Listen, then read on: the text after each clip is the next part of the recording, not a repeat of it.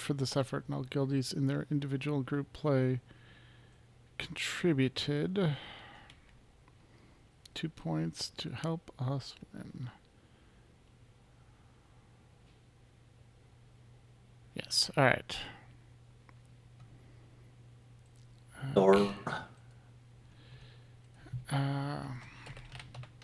So, come on. Oh, weird. Okay, so when I break out the video chat, it won't let me put the docs over my face anymore. That's weird. All right. I don't know if we have anyone around the chat room, but if you are there, let us know when you can see us or hear us. There's Bach. Yeah. And I know I just talked to Seema, so I'm sure she's lurking. Good. Oh, yeah, truly. Try this. Let me check. I mean, Seema's kind of like Roz in Monsters Incorporated. Yeah. Always watching. All right, and Kaz says he can see and hear. Yay, thank you, Kaz. All right, you ready for this thing? Deep breath. Hang on. Yes, go. Good, go. Namaste, bitches. All right. Going live in 5, 4, 3, 2, 1 on this episode of the AIE Podcast. Finally, we have a patch date. And we are just shocked at what is going on in Narshada. Final Fantasy XIV is making it rain. Log in, get stuff for free. And to celebrate Father's Day, I'm making these two podcasts. Oh, wait, that's Museline, and I just said I'm the worst co-host ever. All that and more coming up right now.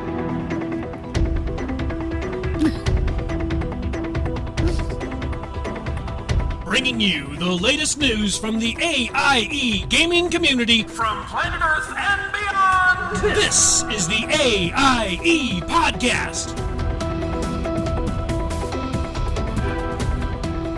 Welcome to episode 369 of the podcast celebrating you, the Aaliyah Octa S gaming community. The Die Has Been podcast. I am McCullough, and you can tell that I play a rogue in a lot of games because I just stole my co-host line, and I do apologize. To my left is Tetsumi. I'm going to have to break out all my WoW spreadsheets, aren't I? Ooh. Those have not seen the action in a long time. Nope. And to our right, over a few states, over a little bit, is Mewcow. I can put away my Final Fantasy rating spreadsheets for a little while. Ooh, excellent. All right. And this week, we're doing a host show because why not? Welcome, chat room listeners, and to my fabulous co-hosts. I want to wish both of you a happy Father's Day, and I want to thank you for being here with me instead of running around after your own kids, which you both spend a lot of time doing, actually. So yes, accurate. Very Thank much you. so. All right, so we're going to chat about what we've been doing in and out of game. Ted has a discussion topic. But first, you want to go over this week's news?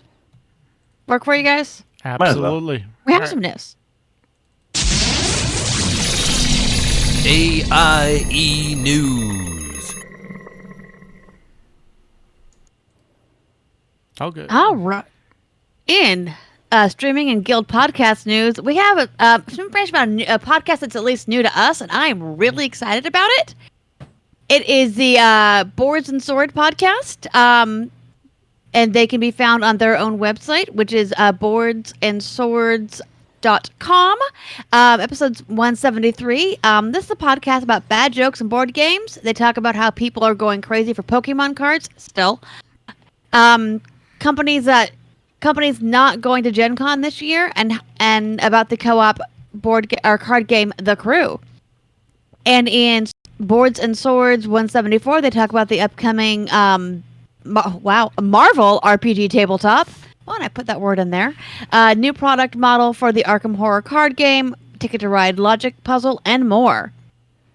Head over to boardsandsword.com and find the shows under the podcast link. And for those of us at home, what's their link to us? I am that. I think they are helping in the board game on Thursdays. Awesome. Oh, neat. I figured it was something like that. Yeah. Yes. Yes, but they did send us some submissions about their podcast, and I have never heard of this one before, and I think this sounds like it is right up my alley. It's an interesting name, too. I mean, I know it's normally sword and board, but the fact that they still got boards and swords is pretty cool. Yeah. Yeah, that really is. That really is. All right. And in Working Class Nerds, episode 109, Uplink to 2042, Nick and Marcus are joined by Sage, the host of the Uplink podcast. This Uplink podcast focuses on Star Wars video games. Well, that seems right up their alley. They talk about the podcast and the hype for Battlefield 2042. You can find the Uplink podcast on YouTube. There's a link in the show notes, or search for the Uplink podcast. They're also on SoundCloud under the same name. In episode 110, Deploy the Garrison. Excuse me. Sorry about that, guys. The guys are joined by director Chronic. Director Chronic is a Twitch partner and just started the best stream team in all the galaxy, the Garrison. Together they do a deep dive in all the story behind the Garrison.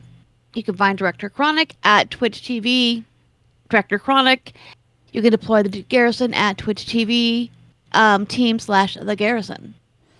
And in New Overlord's SOTOR Escape Podcast, we had Escape Podcast 384, Space on Rails. Old school space missions, aka what SEMA does in space. SEMA enlightens us on space missions, tips, tricks, and rewards, as well as gear. And in Podcast 385, Total Galactic War 2.0, they talk about... this podcast came out in the middle of another total galactic war, and they talk about the refined guild strategy and a bunch of updated conquest tips. And we will see what happened in our SOTOR news with the total galactic war. Excellent. And Fleet Action Reports for Star Trek Online, Episode 47, Klingon House United. It starts a new season, Klingon House United, and Fleet Action Report is here to bring the new information. Nikitas and Greebog are back covering all the various information that is dropped in the new season from new TFOs, missions, and patrols, and how they are part of the new event. And in episode 48, Plasma besides in your giant displays. Nikitas and Greebog are back with another episode of Fleet Action Report talking about Star Trek Online. They go into the current events in-game and all the details about what you should look for in a Plasma build. Next week, they will be covering more TFOs. Alrighty. Over in Nomad's news, the AIE Board Gaming Group is meeting on the first and third Thursdays of each month. So the next gaming session will be this Thursday, June. Actually, it'll be because this was old news. So Yep. Sorry, it will be the 1st of July. yes. What is time? Oh my gosh. Yeah. I know. I read yeah. that, and it seemed perfectly normal to me. Yep. Yeah. So July 1st. Go ahead, put that in there. Yep. Is when they'll do the next one. So if you're interested, look for that. They currently this was the plan for last time. They were going to play Tzolk'in, a Mayan-themed worker placement game with the unique gear mechanism, which dynamically determines what workers can do. People are still in and out, so this pretty much cover the activities specific to AIE participation in Diablo 3 and Destiny 2 every week at this point. However, if you want something that may put that notion of trying these games again into people's heads, here's a bullet point for each. So, over in Division 2, Season 6 is live. There's a callback to the old Season 3 content if you still haven't completed it. And in the aforementioned Diablo 3, Season 24 is around the corner. They're testing it on the PTR. It's probably going to be live, or is already going to be live. I forget. It's still, I think, going to go live, yeah. Okay. Yeah, still being tested. And it'll introduce a new weapon type called Ethereals, which is curious. They're going to pick up those marketing dudes and them, exactly. Oh no. They're not very physical, so they wouldn't really make a really good weapon, but whatever. We have some details in the show notes if you want to go click on that. And of course, we have Diablo 2. It's not really remastered or reloaded. No, it's resurrected. It'll be launching on September 23rd. Early access to the open beta signups are at the Diablo 2 site on Blizzard.com. Look forward to that. Awesome. All right. In new raid news, there will be a raid this upcoming weekend, but there will not be one on July 3rd or July 10th. And the big news when it comes to WoW, change of Dominion, patch 9.1 will be coming out on June 29th. Too many changes, updates to list, but a couple of things to highlight. There'll be a new land area to explore, flying available in the second or third week after the patch for just doing your Covenant story, a new raid, a new mega dungeon, a new revamped Torghast, as well as you'll be able to ride your mounts in the Maw. Now, I know that the two of you have kind of been a little burnt out with WoW right now. So what is it? What is tweaking your interest when it comes to this patch news? Go ahead, Mew. You go first. I mean, nothing actually. Okay. Fair. I'm honestly waiting just to see if because there's nothing that's like really gripping. There like the raid maybe that's probably it, but like everything I hear is still kind of curious and baffling. Like the what they're doing with the new domination slots. Right, the gems. Yeah, the gem slots, and how because of that design, they're basically forcing you to recreate your legendaries. Oh, So all of those legendaries you currently have are garbage now because of course. the domination slots will take those spots. Yeah. So if you made the mistake, because we didn't know it was a mistake at the time, if you made the mistake of putting your legendary on a helm or a shoulder or a chest, throw those away because they are now useless. And it's fine if you're someone that played every week and were okay grinding Torghast over and over and over again. You probably have tons of the ash, but those of us that just created the pieces we needed and we're done. Right. Well, yeah, we're basically starting from scratch. So and that's just they still haven't that's why I'm kind of waiting. It's like, well, are they going to give us a way around it? Are they going to let us convert it somehow or refund some of the cost and use it towards the new one or something along those lines? Like or upgrade it from the old to the new. Yeah, like upgrade a shoulder to a new like a chest, or not chest, but to a cloak slot or something like that. Right. Like change it to a ring. Like give us something so that our effort isn't wasted. Right, totally. Because that's the thing is I'm still waiting to see if they've learned the lesson of stop not respecting our time. So Right. And you shouldn't be punished because you decided to spend your time doing something besides playing WoW, while things were in a lull. Yeah, because that's just it. Is you were actually because of the way things were set up, you were encouraged to use your legendary slot on those major items because that's where you get the most bang for your buck. Like those are designed to be the big stat pieces, and of course, because it's a legendary, it can go higher than everything else. Right. So of course, you're going to do the big piece of gear. You're not going to do a ring because the ring isn't as powerful as the chest of the same type. So it's you're basically being punished for doing the optimum thing. Totally. So but among that, like Torghast still doesn't interest me. The Maw, and maybe the Maw will be more interesting if it doesn't try to kick us out every time we go into it. If they fix that issue, because they're going to have to, because the whole new zone is in there, right? So well, they did because you're fighting yeah. you're fighting the Eye of the Jailer in the raid, so he's not watching the Maw anymore. Yeah, they have to, because that was the most annoying thing is like this whole area, the Maw. I can't have fun in it because I get kicked out if I do anything interesting in that zone. Yeah. Right. No, that they burnt me out They real fixed quick. that, and the same thing with Torghast. You're not going to get chased out by the Terragru because, again, you're fighting it in the raid. So Right. Okay. Yeah. So it's they have to do that. So hopefully the mechanics go with the story. Yeah. Yeah. And again, that's like the bare minimum. Like I'm still waiting for that hook. Like what's going to actually make me want to come back and play constantly? Totally. So, yeah. As soon as I see that, then I'll maybe be more interested in it. But until then, I'm still in the wait and see mode. Yeah. Makes sense. What about you, Tat? Just the story. I want to see if this is the wrap up of the Sylvanas story or not, or what they're going to do with this, because I haven't been reading any spoilers, so I don't. I've been ignoring all the Wowhead data mining, so I just want to see where the story is going. Are we finally wrapping this up? Is it temporarily putting it on hold, or is there now a whole nother chapter to go. The other thing that kind of ties into that, interestingly, is they pushed the release date of the Sylvanas book back from November to February. Okay. Of next year. From third to first quarter, or from fourth to first quarter. I mean, so if you wildly speculate, and that's what I'm going to say this is, right, that wild. The book was supposed to come out either with or during the 9.2 patch time frame, and getting it pushed back from fourth quarter to first quarter of next year seems, interesting if it's tied to the content. And most of the novels usually do coincide with content happening in the game.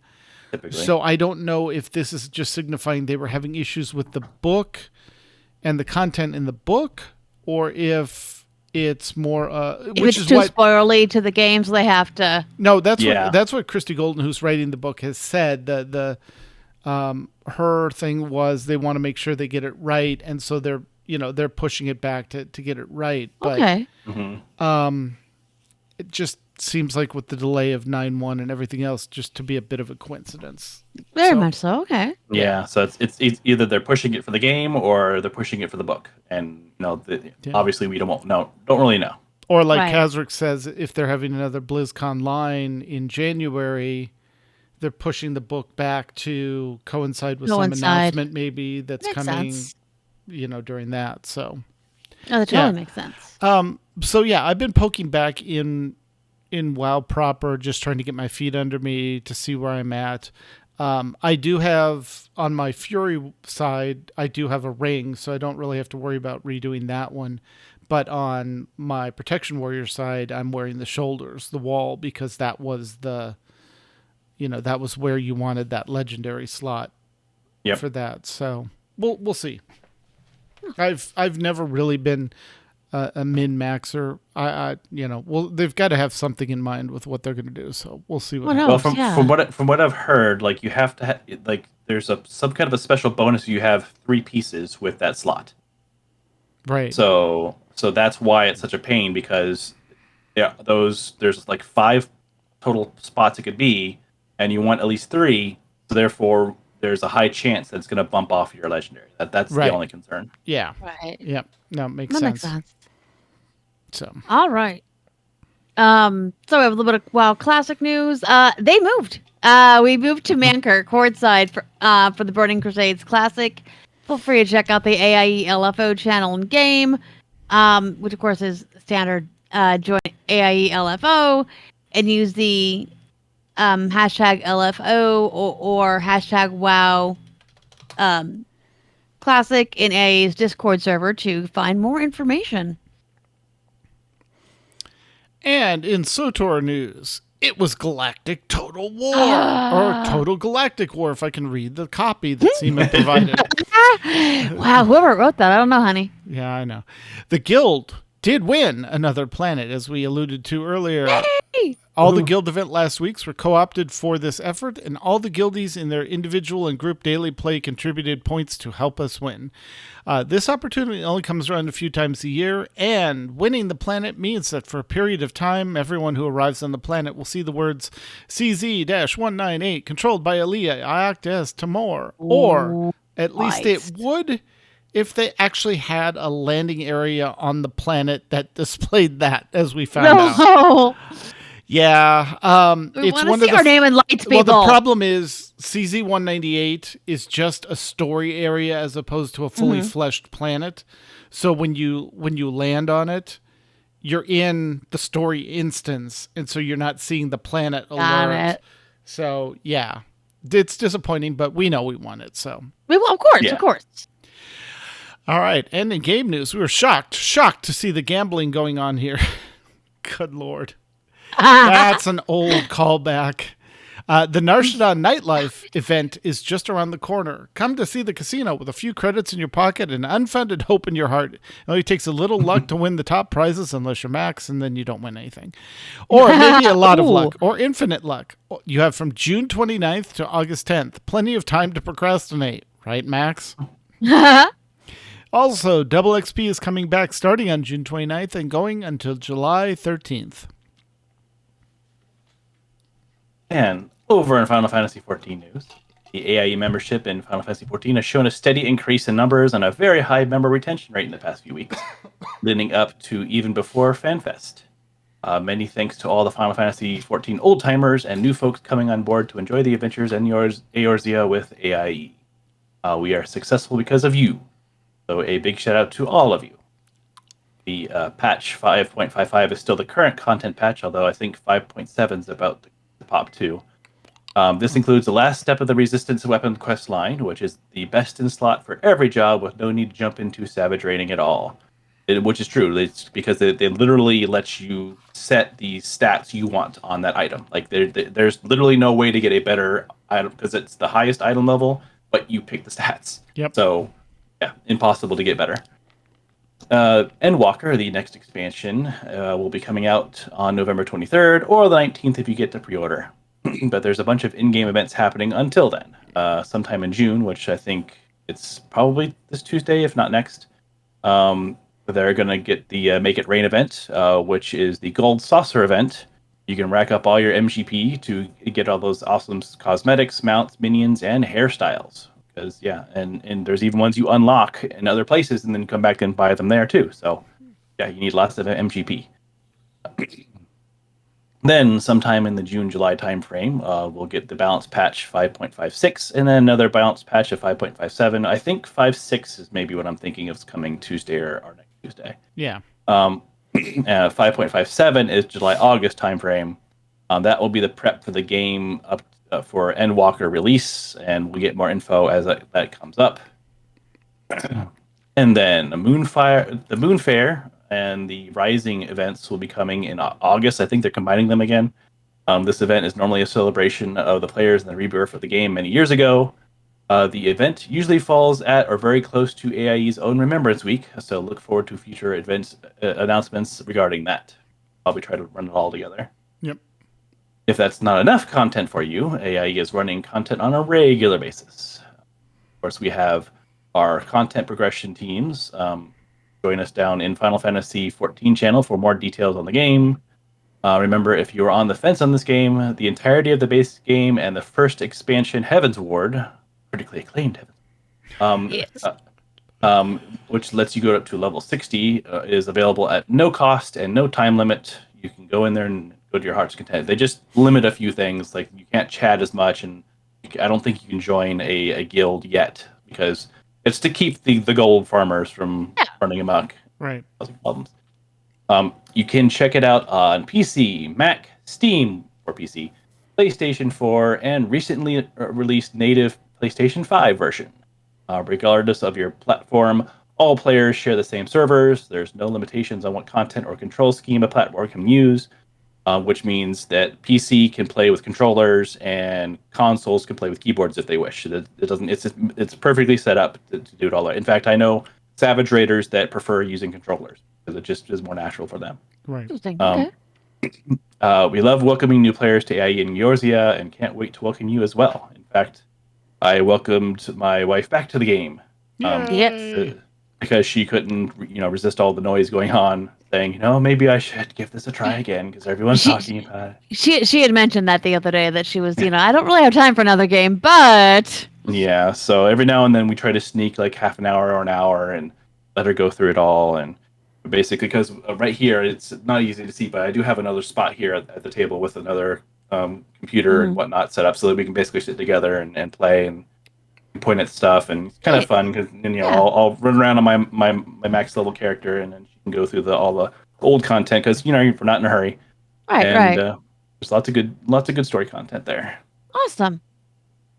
And Kazak would like to remind everybody that one thing you cannot do though on a free account is join the free company. Yeah, can't join the guild at all yet. Yep.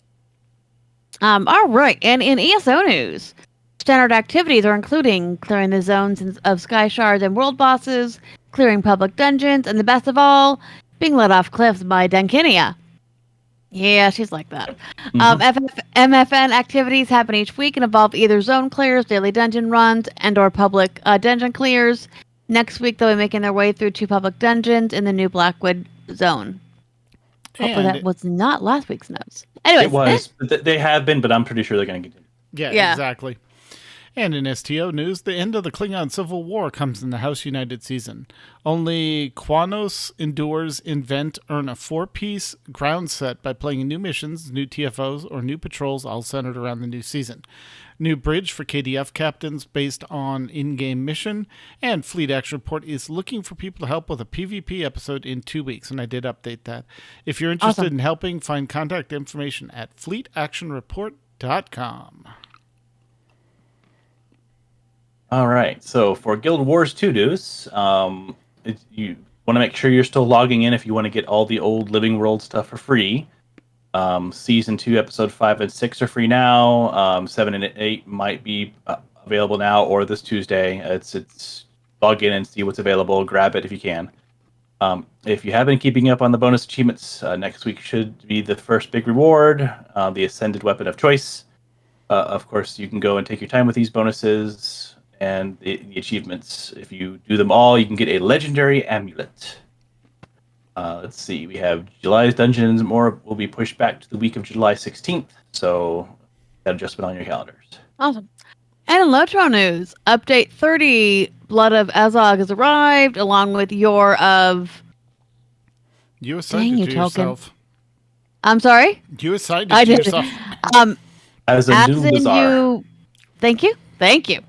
I'm like, I've never read the Silmarillion. I can't read this stuff. The new fall of Khazad Doom, thank you. Raid is available along with a handful of balancing tweaks to characters. The War of the Rohirrim will be an anime style telling of Helm's Deep's Hammerland. There's an iconic Rohirric. Thank you. I mean, the Celtic people. I should be able to pronounce these things. History that will be covered. That is going to be on the OneRing.net.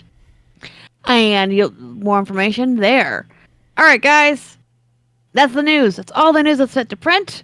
Let's chat. What have you guys been doing? Mew, I'm going to start with you. Yeah, he has the big news. So he has big news. I mean, big in my own personal space. So I have successfully finished Savage rating for Shadowbringers for Final Fantasy 14. Awesome! That is an achievement. Yes, it was quite the challenge. I even ended up switching classes halfway through it just to get a little bit more out of it, and it actually ended up working out for us. But yeah, as of last week, we managed to get Eden 12S down.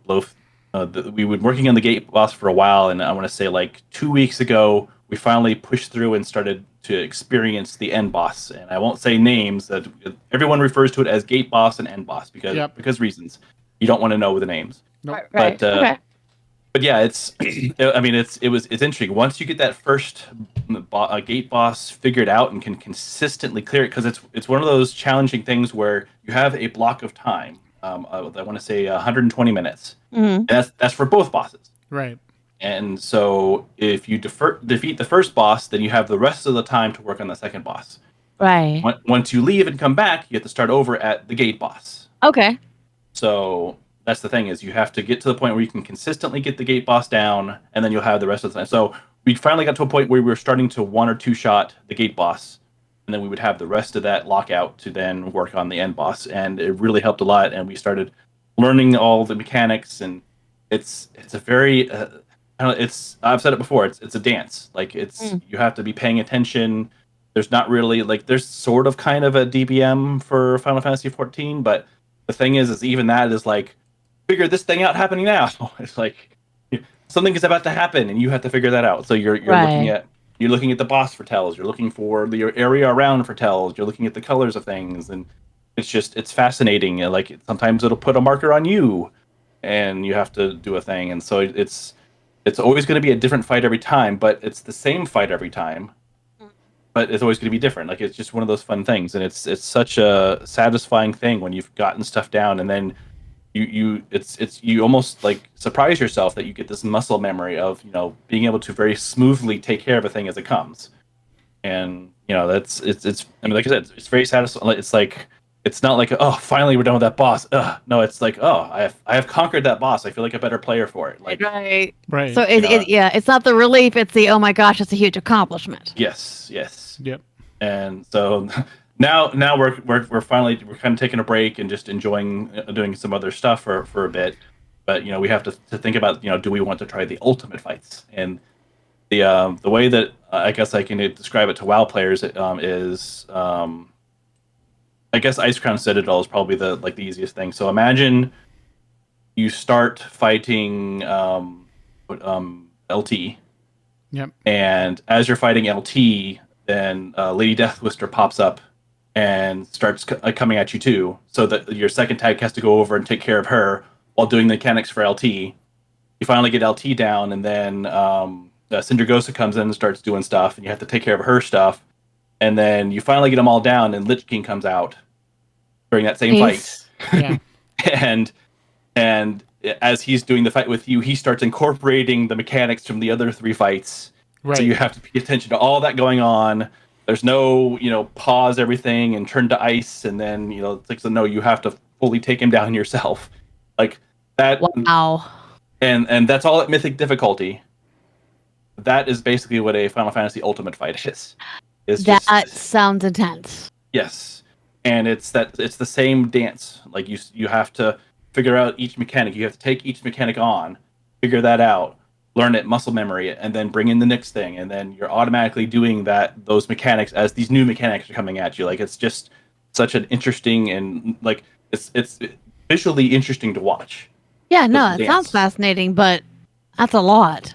It is a lot, and that's why we're like, do we want to do that? Is that going to be too much work? Yeah. How crazy is your team? Yeah, exactly, pretty much. But yeah, no, it's now we can go back and do. I mean, there's so much content to do, so many other raid fights to do, so many other trials to do that we just have so much that we can go back and take care of, or we can take that time and play some other games that we've been putting on the back burner for time. So what I have been doing is playing this game called Cyberpunk, and really enjoying it. And it's not the buggy mess I was promised.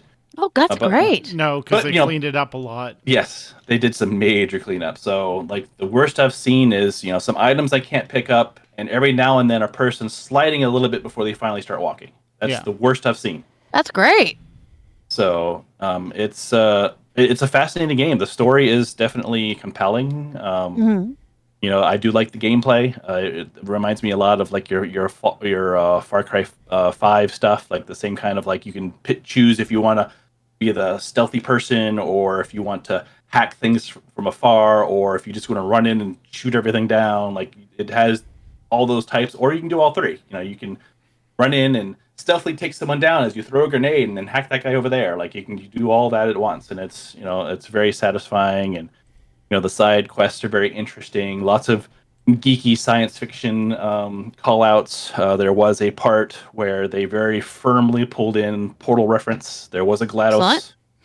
that was very, very cool to hear. It's I've been waiting for that for a while. I've kind of backburnered it for a while because I was WoW raiding, and then I started Final Fantasy raiding, and now that that's all on the back burner, or not back burner, but now that that's all done, Right. Yeah. I'm starting to get into some of the stuff I put on the back burner itself. So, And the good thing is with that, it kind of gave you that period to work through all those bugs and for it to be a better product when you start playing it. Exactly. yes, yeah, because it's been a smooth experience, and it's been I probably would have been frustrated if all the weird stuff that was happening in the beginning was happening. And then of course I have been off and on playing a little bit of the Mass Effect Legendary stuff, because that's just one of those games where I can always go back to it, even before the Legendary Edition came out. It's one of those you can just go back and just slide into it and play with it. The Legendary Edition, of course, makes that easier to do. Certainly. So. But other than that, getting a roof on my house and Trying usual to life stay out stuff. of the heat. Yeah. I'm glad that we got the roof done while we can, because I would not want to see those poor roofers suffering out there right now. No. It's super hot. That would not be cool. No. All right. What have you been up to? A lot of Mass Effect Legendary Edition. Speaking of which, I have played 1 and 2 through as Paragon, and then I restarted and did 1 because I forgot how short, and short is relatively term, but how short 1 is if you know it, and know what you're going for, compared to 2. Like 2 is twice as long as 1 is, gameplay wise, if you do everything. So I made it through Mass Effect 2, no spoilers, but I did. Everybody lived. So Ooh. yeah, that's the goal on the Paragon playthrough. We'll see what happens when I get through on the Renegade one. I'm having way too much fun on the Renegade one. At least coming through 1, we'll see where that goes. But like you said, because they went in and remastered or redid a lot of the graphics on 1 as well as the combat, it just feels so much. It feels like a modern game. It feels like Mass Effect 1 could be a modern game. And if we get to our discussion topic, that's honestly what spurred the discussion topic of the changes from Mass Effect 1 to Mass Effect 2. Why did they make certain changes, and were they necessarily for the better? And what do you do when a game does that? But I've also been back in WoW a little bit, just kind of getting things cleaned up, kind of figuring out where Tet was, because I'd left him. Basically, I'd done level 3 of all the Covenant systems, and then I ran out of attention. Because it still took so much anima even after getting the bonus that you get for doing level 3. So I just said, okay, well, I'm just going to get everything caught up. And so I did get the 20 souls to get the 500 anima, kill the world boss for another 250 anima, and then go do my callings, and basically got caught up and kept on top of it, and ended up with like 3,500 anima because I'd started basically at 0. And went, wow, this is slow. So I'm not fully back in, but I'm just kind of getting the characters up. And then the other thing I'm doing is LFR for the new season 9-1. The minimum item level to join is 195. Well, a lot of my alts are sitting at like 189 to 192 because I never upgraded their Covenant armor all the way, because I was getting better pieces than what I had. So if I had like a 184 item level piece and I got a 190 drop, I just used the 190 drop and bothered to upgrade that. Now I've got to go back and use some of the anima that I'm getting to get those up. I've got one character. I've got my priest up. She's at 196 or 197 now from, I think she was at 192. So I got her over the hump. And then I've got to go get my other warrior and my shaman in, but just kind of not living in WoW, but just kind of playing it casually. Like, I'll get if like the callings is go do 4 quests in Ardenweld, I'll do a couple and then go do something else, not in WoW, and then come back and do it later, so that I'm not, I think that was part of the problem, was you were almost expected with your time commitment to live in the game to get everything done. And like you said, there's other games. I'm playing a lot of Mass Effect. I helped with SOTOR. We did the Galactic War. I got to do that. I'm current on Final Fantasy 14, except for I've got to work on my artifact weapon for my Bard. And then I also want to work on it for my Black Mage. But and then I want to level my Dancer to 80 because that's also a very fun class to play. And I've got the gear to match, so I can use that to go into all the new stuff. So yeah, I'm in the same boat. And I'm learning, like, after raiding as a Bard and then playing Dancer, I'm like, wow, this is so easy. You're just, exactly. Yeah. Do this button, that button. Wow, this is easy. I can like do other things while I'm playing this full class. Exactly. That's great. Yeah. and Dancer's such a fun ranged melee class, however you want to define it. It's really fun.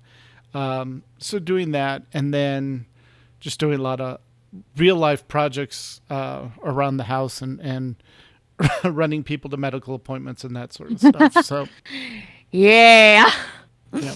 So what have you been up to, McCullough? Because you've got a couple games that are on hiatus. I am, and I'm very okay.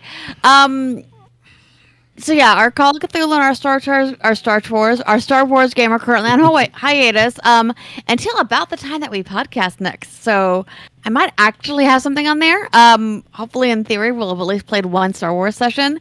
But for part of that time, because I can now do this, I'm taking some writing time, very low, meticulously research writing time. Because I found out that I enjoy writing character histories after I've played the character for a while. So I am now going into the history of my former TIE pilot, and kind of, all right, what's the mentality of being raised Imperial in a family that's, was Imperial at the start of the New Order.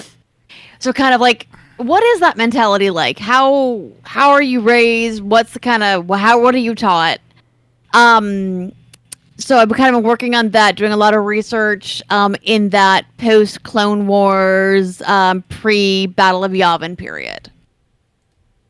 So having fun with that. The writing's a little slow because I'm not as fast as typer as I'd like to be. But I'm enjoying it. Also because of that, though, I'm consuming a lot of Star Wars content right now. I burned through my second watch of Rebels, my second full watch in like 3 weeks, because I started that the day before I broke my wrist.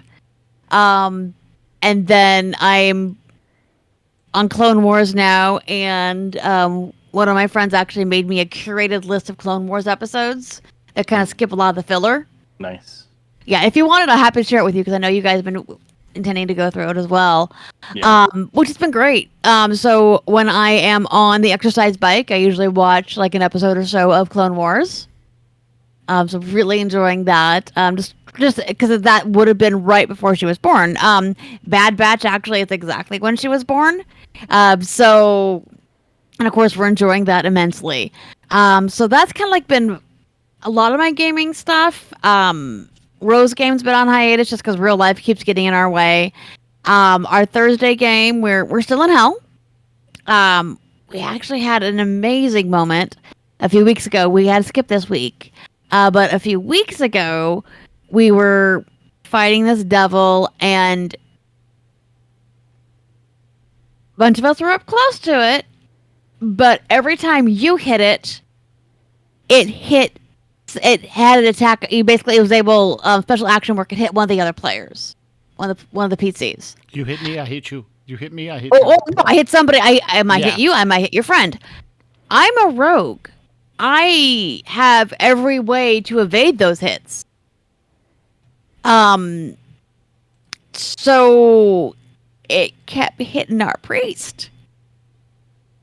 Priests aren't so dodgeable. No, I'm also an arcane trickster, and with a mage background, so a magical adept background. So I took Protected from Evil as my starter spell, which I usually don't get with an arcane trickster, but because I was able to pick any spell I wanted to with this background, and when I set her up, we knew where we were going eventually. So I'm like, yeah, I'm gonna do some metagaming. She's gonna have this ability that she can use once a day, for one battle a day where you have disadvantage on her. She's real hard to hit. So I was fine. But it kept hitting our priest. And he was not doing great. And he was pretty low on hit points. And that last hit that would have just taken him out, well, he missed. Oops. So it was a terribly, beautifully epic moment. I was so excited about it, I clapped. Not the best plans. Yeah. Well, just once. Exactly. That's exactly what happened. Like, okay, shocking pain. Let's not clap with a broken wrist. No. So that was kind of my fun game moments though in the last few weeks. Other than that, writing, I'm kind of back on my bullshit because we're able to entertain slightly. So we've had some friends over. Saint and Rabbit came over last night of AIE, and it was later in the evening, so we weren't going to do dinner, but I did do dessert. I did it's called an egg willow cake from our friend's podcast. So I did a honey lemon poppy seed tea cake, and then I did Cam's favorite mocha java cake. Yep. Which is awesome. Both are awesome. Yep. So actually doing some socializing, not a ton. Most of our socializing is definitely still done over the computer. And I'm in the middle of planning a Disney trip. Yeah, because a few months ago I had said to my group, or like really close female friend, our girlfriend squad, I'm like, hey, I'm kind of obsessed with the idea of all of us going on a trip together. And of course, there's 9 of us. Everyone's like, yeah, that sounds great. Ooh, let's do this. And we picked a date and all that. And my friend Mel sidebarred me, and she goes, you know that this is not going to happen, right? You know that life's going to happen. Everyone's going to have to drop out. We're still going, right? I'm like, yes, we're still going. So her, Cam and I's best friend Kiki and I started making plans. You know, we got the hotel room. I just bought the tickets Wednesday. And then last Saturday, we were at our hairdresser's, who is also one of Mel's best friends. And he's like, and we're talking because he's going out in August. He's like, you do know I'm thinking we're going on that trip with you, right? Exactly when is it? So we told him, and he got his tickets Wednesday morning. We got our tickets Wednesday afternoon.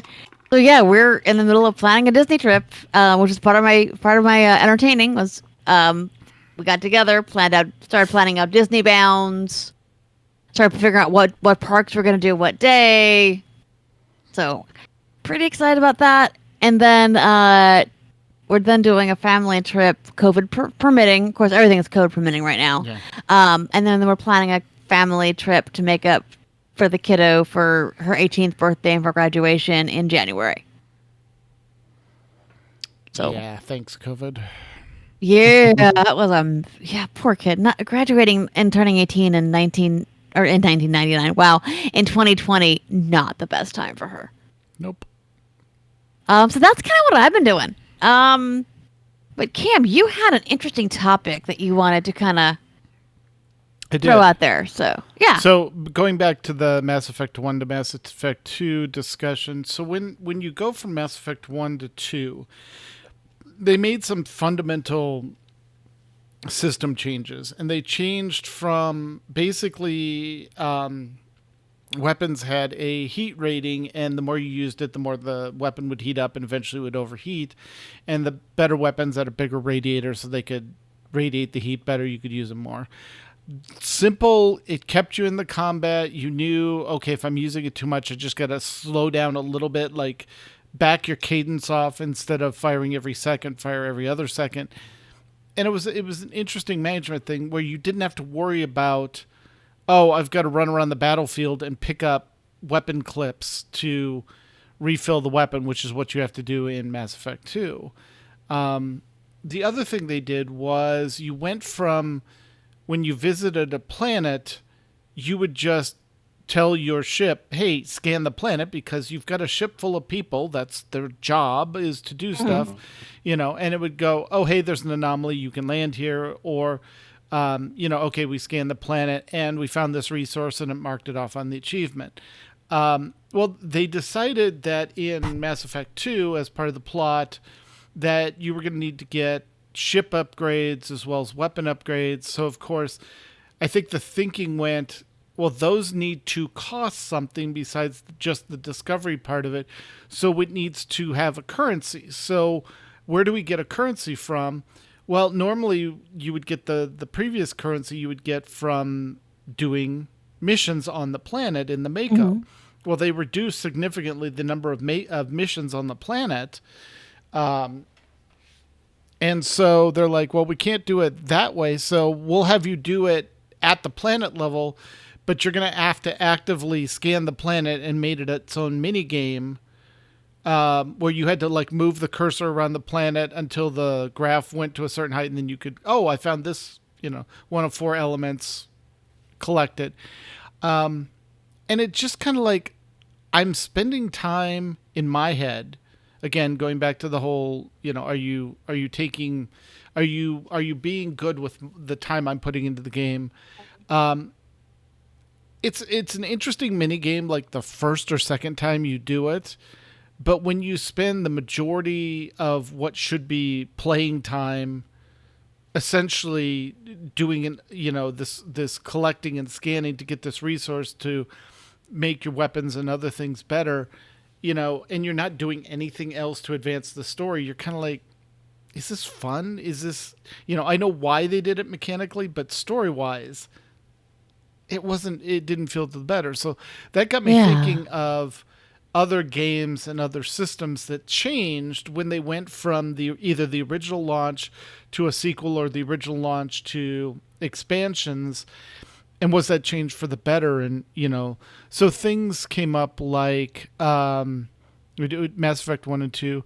SWTOR went from basically the 8 class stories, 4 on each side, in the 1 to 50 leveling, which was amazing because they were in depth. You really felt like I'm playing this agent, or I'm playing this mercenary, or I'm playing this Sith Lord, because the story was all crafted around you and that, while keeping the main arc of the game going, kind of like what WoW did with Legion and their class stories. And then they just said, well, we're going to do Rise of the Hutt Cartel and Revan, and everyone gets the same story. And you're like, I'm no longer unique. It's right. Now I'm playing this class because mechanically it is what I want to play. Right. Or thematically, and there's not a whole lot of development of the class past that. I think we also discussed a little bit like 4th ed to 5th ed. 4th ed D&D played like a video game, not D&D. 5th ed plays more like D&D and is one of the better versions of it. So Right.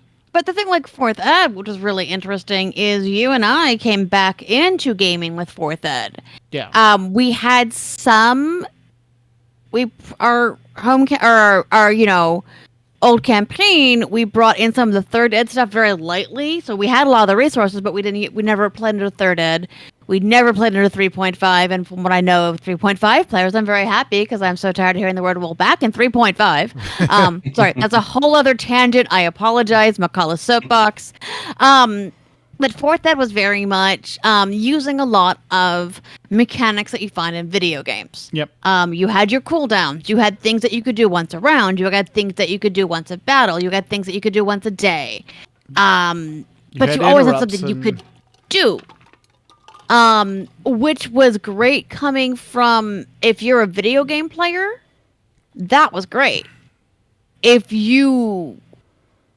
However, and I know some people that came into it from video games and they loved it. Yeah. But I know most old school players did not. Yeah. I know you really enjoyed the healing mechanic because you didn't have to have a spell slot. Well, not only didn't I have to have a spell slot, but it actually made me feel like I'm a healer. That's my job, is just to manage and keep everyone alive with the various mechanics. Like I had spells, I had reactions, I had interrupts, I had a toolkit of healing to keep the party alive, which I've never quite felt. As somebody who often plays the healer, you really don't. Yeah. And in most versions. Right. And it was the same thing, to use the WoW, going back to the WoW thing, when they changed the Holy Paladin at the end of Wrath of the Lich King from what that was to what they did in Cataclysm with Holy Power and other stuff, it destroyed the class for me. Like, I can't heal on that class anymore. Right. Mew, didn't they do some similar changes, like from Fallout 3 to Fallout 4 to Fallout 76? Like with the pip cards? Yeah, they've definitely redone a lot of the talent system, and I want to say they simplified it quite extensively. Partly just because, with 76, well, you're not just alone anymore. You're now having all these other characters that you're playing with.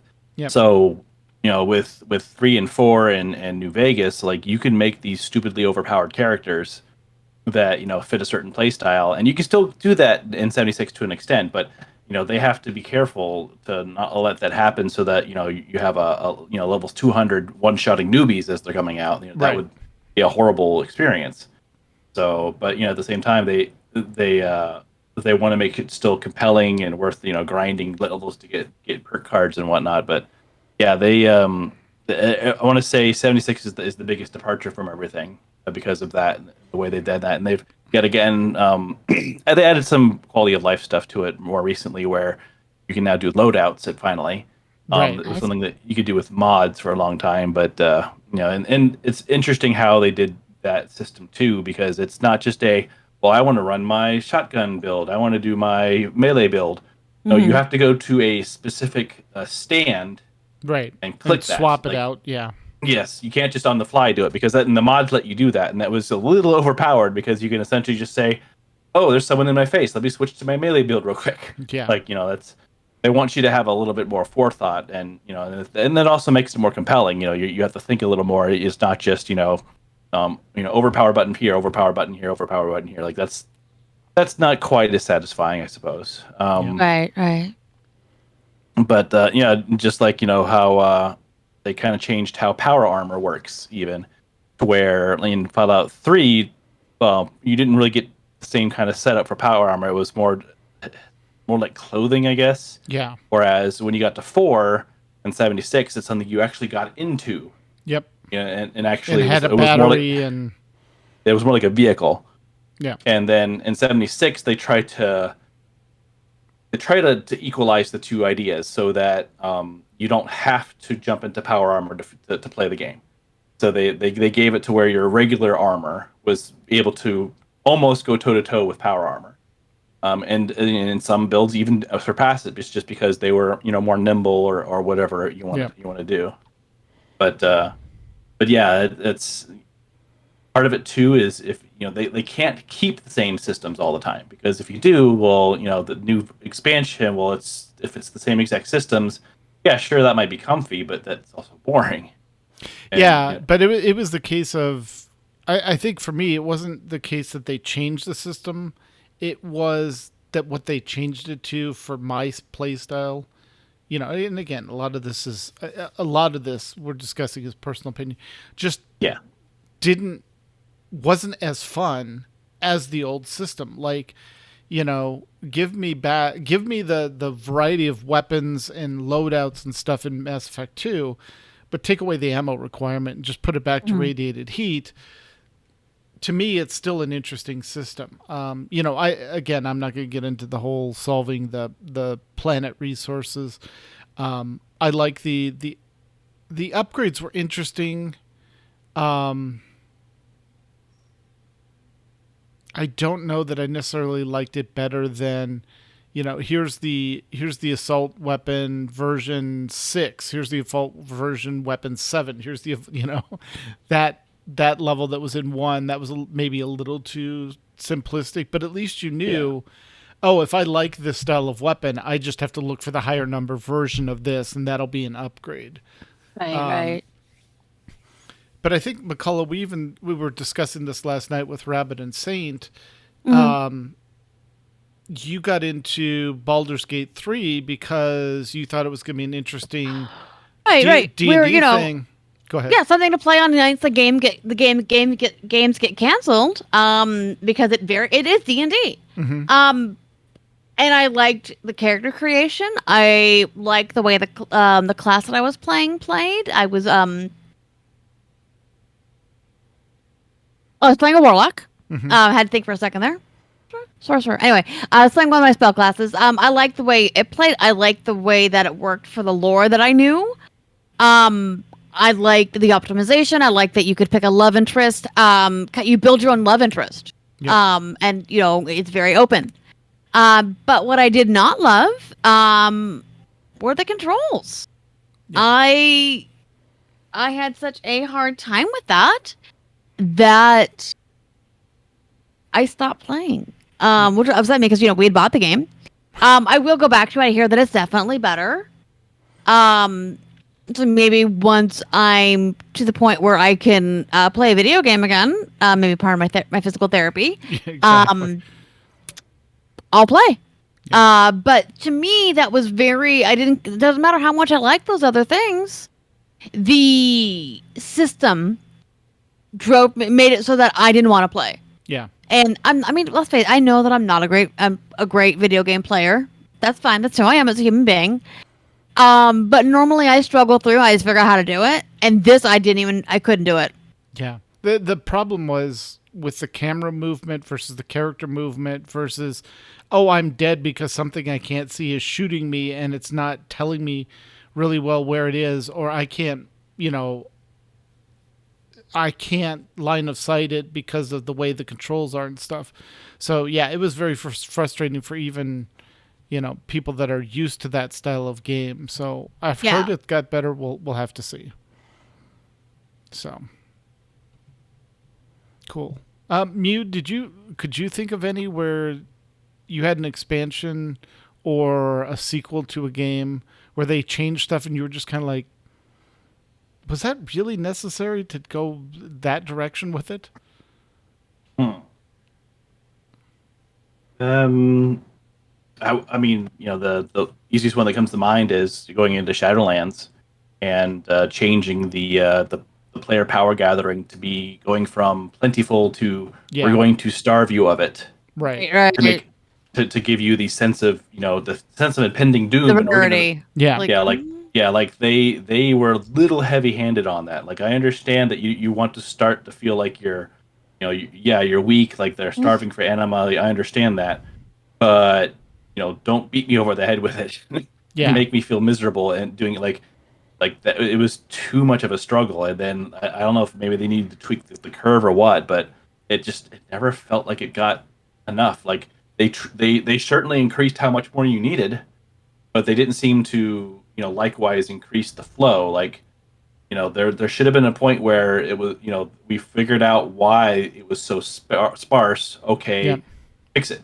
Like it shouldn't be sparse anymore. So that was the biggest.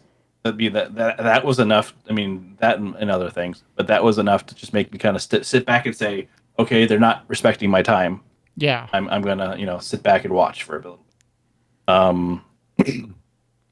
Yeah. That's. Yeah, it's frustrating, and you just kind of go, like, I get that it sounds good in the design room, but then when you sit down and play it, you're like, oh, this doesn't feel good, but you're really committed to it, and you're like, well, how do we sand the rough edges off this? And I think with COVID, it just they couldn't sand fast enough to do that. So, yeah, it's rough. But so we leave on a positive note. I think, like, going back to what McCullough said, the change from 4th to 5th, I think the fact that they've really solidified 5th and then expanded on it and said, okay, this is the kind of like the base system where they're not doing the TSR of old of here's 1, here's Unearthed Arcana, here's 2, here's 2.5, here's 3, here's 3.5, oh, here's 4, right. Here's 5. They've actually stuck with 5 and said, okay, we're going to build a digital presence around it with D&D Beyond. We're going to, now you have whole, like Critical Role, you have whole streams dedicated to, is it Thursday yet? Right. Okay. So here's the cool thing that makes me so happy as somebody who has been rolling dice since I was 16 years old, and we don't need to discuss how long that is, but it really is 2/3 of my life. Almost. Yeah. It's I've been rolling dice for a very long time. The game is bigger than it's ever been. The tools are better than they've ever been. And that was one thing that we actually liked about 4 was there was the start. You started seeing the start of those tools, of the character building tools and the dungeon building tools and all of that, and that was amazing. So that's cool. But yeah, the game is 5th Ed has sold more than any other game, any other version combined. Yep. And to me, that is so exciting because as somebody that, face it, got picked on a lot for being a gamer as a kid, it's really exciting to see it in pop culture. To go into sometimes to see a Dungeons and Dragons t-shirt at Target because of popularity of Stranger Things, where the game is portrayed in things like Critical Role, going into Hot Topics and seeing merchandise. To me, that is like the coolest thing, and I think it's a lot of what they have done to make this a big game and to make it accessible. Because that's one thing that I love about 5th Ed, is it fixed the issues that made it inaccessible to a lot of beginners. Yeah.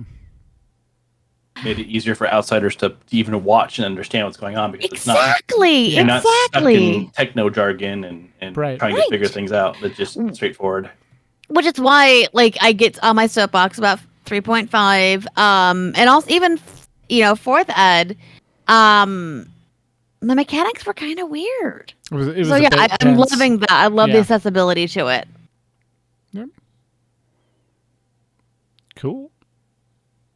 Yeah, and to kind of poke back at another thing in a more positive light, there's been a couple of games recently where to get away from the Mass Effect problem of, here's rifle 1, rifle 2, rifle 3. No, they're making it to where now if you find a gun you like, you can upgrade that gun. Yeah.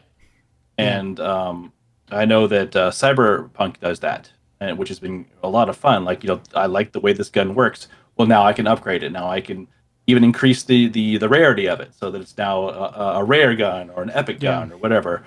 I can, add mods to it. Like, I can do, like, it's not just, oh, that's garbage, throw it away now. Like, you can actually, find something, find a weapon and upgrade it. Find a piece of armor, upgrade it. Like, you like the way this looks. Okay, well, let's just keep it, It's that way you don't have to have a transmog system of, okay, if I don't transmog, I'm going to look like a circus clown with all these crazy mismatching things. Yeah. It's like, no, you can find the thing you like and add stuff to it. Like SWTOR does this, where you can get an armor set, shell, and then you get a shell and then put stuff into it, and you're upgrading the pieces to it. So you're still getting those upgrades that make you feel good about looting all that stuff, but you still look the way you want to look. Yeah. And you can continuously improve that thing, and I've liked that change in systems where, the WoW way of, okay, well, all that stuff you just spent all that time raiding to get new expansion. Well, all these greens, we're going to replace it now. Yeah, like that doesn't feel good. Outriders did that really well. Like, if you got a game, if you got a weapon that you really liked, then you could spend the resources you're gathering to, again, like you said, upgrade the rarity or improve the damage or switch the effect of the ammunition or switch the effect of the weapon so that it fits your play style. And again, it's easier to do that in a single player than it is in an MMO. So you have to, that's part of the balance that the single player games have, that luxury where the MMOs really don't. But yeah, Outrider did that really well. Yeah, that was the other one I was trying to think of, is Cyberpunk and Outriders. Yeah, I liked their systems for doing armor and weapons. Yeah. All right. So, anything else we want to touch on? I think I'm good. All right. I think we're good. We've talked enough. All right, because I've gotten the when are we wrapping up? Because I need to bug you about something. So yes, we are done. All right. The spies from inside the podcast. All right, guys, that is our show for tonight. Chat room, if you want to throw some titles at us, we would love that. I want to thank you guys for joining me tonight. I know it's Father's Day. I appreciate you guys taking time out of the day to chat about games and all that great stuff. And want to thank the chat room for joining us. Chat room, you are the absolute best. You are. Yes. You're our fourth chair. You are. All right. Sometimes our sixth chair, depending on the show. Anyway. Exactly. If you have a question or comment about our show, you can email us podcast@aie-guild.org. You can also follow us on Twitter. The show is at AIE Podcast. Mew is at the Mew Cow. Makala is at Cyberwave. And I am at Ivory Tiger. We record live with video every other Sunday at 8 p.m. Eastern, 5 p.m. Pacific. You can join the chat room and play along with us on our website, aie-guild.org/podcast-live-stream. And our Discord server at aie-guild.info/discord. For past episodes, you can see them on our YouTube channel, which is the AIE Podcast. Our theme was composed by the amazing Andrew Allen. Follow him at Keys with Soul or visit his website, andrewallenmusic.com. And this is normally where we would put our segments, but we haven't gotten any this week. Nope. But if you have something for us, please send it in. It's around 90 seconds, or what was it, 2 minutes is the upper limit. Send it on in. If it's related to what we're doing, we were happy to put it in there and get it out there to our audience. Absolutely. And that can also include if you have, if your own podcast you want to send a tease about. We're happy with that. Yep. All right. Next time in 3 weeks, by the way, we're going to be talking to Seema and Max about AIE and SOTOR. So until then, AIE, this is Makala. This is Tetsemi. This is Mukau. And this has been the AIE Podcast. Yay! I was also noticing that we might be matching. We are matching. Well, you two are matching, and I have the Mando, so. Yes. Yeah, I got him the Mando for Father's Day, and I hate paying for shipping. So of course she had to order the Rebel Pilot one. Yeah, and I got the Rebel Pilot one, and I got her for Mother's Day. I got her the other one. I forget. Was it the Leia one? It might be, because it matched it matched her watch, so I got that. Yeah. One. Yeah. Oh yeah, because it has the rose gold. Yes, it is. And yes, OMF, they are Apple Watch bands. Yep. So they're interchangeable. I can send you the link bud. Yeah. Yeah. I just the issue I had with mine when I first slid it in is I forgot to keep the thing retracted, and it popped out one of the pieces, and I had to find it on the floor, the little tiny pieces. But yeah, you can see underneath it has a little pin. You can just pop that, and it comes right off, and you can put new ones on. So exactly, kind of cool that way. And the whole thing actually, so that's just because it comes with bands to fit whatever size watch you have, and then the whole thing, you push this button right there, and the whole thing slides out right there. So and see that in the center of that? Yeah. In the center of that band, that little metal piece that's right there, and then on the others, you see those three? Yeah, that center piece is what popped out.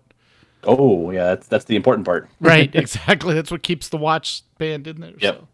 So. And I love that it can fit any watch though. Yeah, like I just watch out. I have stupid tiny wrists. Yeah. And I had to swap out her the pieces where it connects the band to the watch. So cool. All right. Well. All right. So we have one show title so far. I know. God, chat room. Well, we babbled a bit. We did. So. All right. Well, with that, I think we need to get dinner done. So. Well, you need to go run stuff to the child. Yeah. Yeah. Stupid broken tiny wrists, OMF. Stupid broken tiny wrists. Exactly. So. All right. We'll talk to you later, chat room. Thank you. Thank you, chat room. Remember, 3 weeks. 3 weeks. We're gonna have Max and Steven. As we know, that show just kind of runs itself. Exactly. So come back. Yep. Lots of Star Wars. Lots of AIE talk. Yes. Bye. Bye.